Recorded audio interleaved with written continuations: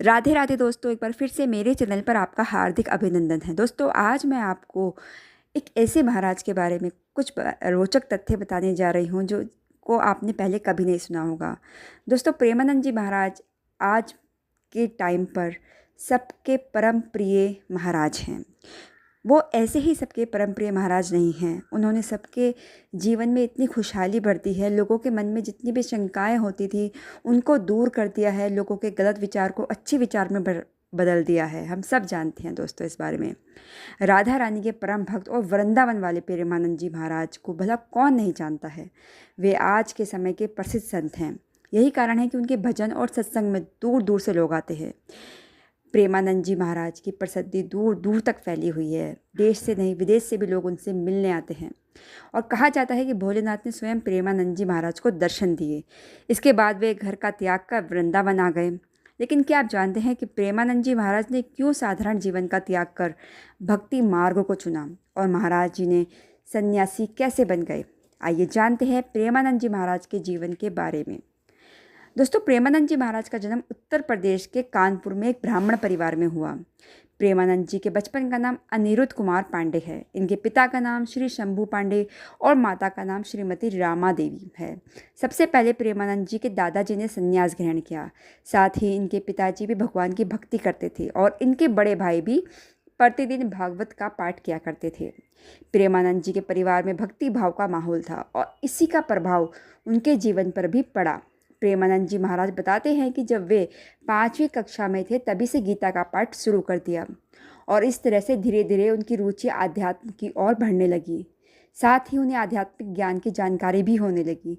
जब वे 13 वर्ष के हुए तो उन्होंने ब्रह्मचारी बनने का फैसला किया, और इसके बाद वे घर का त्याग कर सन्यासी बन गए। सन्यासी जीवन की शुरुआत में प्रेमानंद जी महाराज का नाम आर्यन ब्रह्मचारी रखा गया।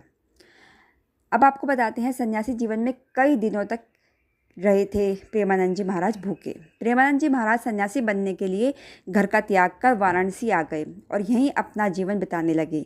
सन्यासी जीवन की दिनचर्या में वे गंगा में प्रतिदिन 3 बार स्नान करते थे और तुलसी घाट पर भगवान शिव और माता गंगा का ध्यान व पूजन किया करते थे।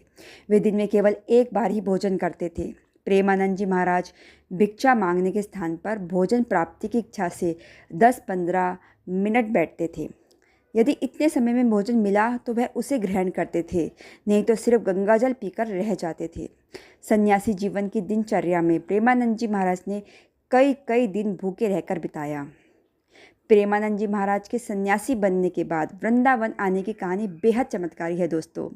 एक दिन प्रेमानंद जी महाराज से मिलने एक अपरिचित संत आए और उन्होंने कहा, श्री हनुमत धाम विश्वविद्यालय में श्री राम शर्मा के द्वारा दिन में श्री चैतन्य लीला और रात्रि में रास लीला मंच का आयोजन किया गया है, जिसमें आप आमंत्रित हैं। पहले तो महाराज जी ने अपरिचित साधु को आने के लिए मना कर दिया, लेकिन साधु ने उनसे आयोजन में शामिल होने के लिए काफ़ी आग्रह किया, जिसके बाद महाराज जी ने आमंत्रण स्वीकार कर लिया। प्रेमानंद जी महाराज जब चैतन्य लीला और रास लीला देखने गए तो उन्हें आयोजन बहुत पसंद आया। यह आयोजन लगभग 1 महीने तक चला और इसके बाद समाप्त हो गया। चैतन्य लीला और रास लीला का आयोजन समाप्त होने के बाद प्रेमानंद जी महाराज को आयोजन देखने की व्याकुलता होने लगी। अब उन्हें रास लीला कैसे देखने को मिलेगी? इसके बाद महाराज जी उसी संत के पास गए जो उन्हें आमंत्रित करने आए थे। उनसे मिलकर महाराज जी कहने लगे, मुझे भी अपने साथ ले चलें, जिससे कि मैं रासलीला को देख सकूं। इसके बदले में आपकी सेवा करूंगा। संत ने कहा, आप वृंदावन आ जाए, वहां आपको प्रतिदिन रासलीला देखने को मिलेगी। संत की यह बात सुनते ही महाराज को वृंदावन आने की ललक लगी और तभी उन्हें वृंदावन आने की प्रेरणा मिली। इसके बाद महाराज जी वृंदावन में राधा रानी और श्री कृष्ण के चरणों में आ गए और भगवत प्राप्ति में लग गए। इसके बाद महाराज जी भक्ति मार्ग में आ गए। वृंदावन में आकर वे राधा वल्लभ संप्रदाय से भी जुड़ गए। दोस्तों, प्रेमानंद जी महाराज के गुरु का नाम मोहित मराल गोस्वामी हैं। उन्होंने ही प्रेमानंद जी महाराज को दीक्षा दी थी। इस बारे में कहा जाता है कि एक दिन वृंदावन में राधा वल्लभ मंदिर में सेवायत मोहित मराल गोस्वामी की प्रेमानंद महाराज पर नजर पड़ी।